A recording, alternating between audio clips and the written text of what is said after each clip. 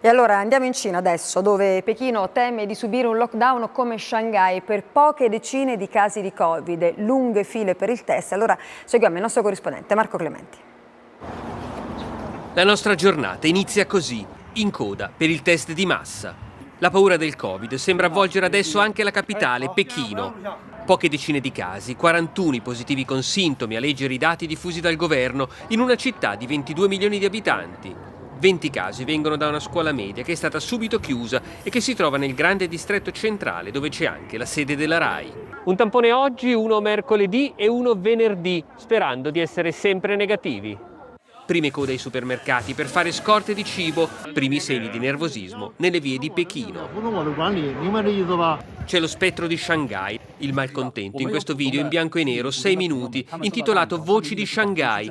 È girato anche in Cina, prima che calasse la censura.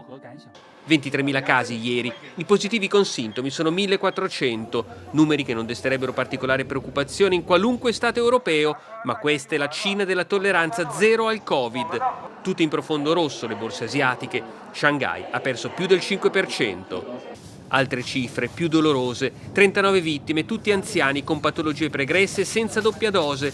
I morti in una settimana sono stati 87, record di vittime e di proteste che non si placano. Rientriamo in Italia, la brutta avventura degli scout sorpresi dalla bufera sull'Appennino tosco-emiliano. Li avevo avvertiti.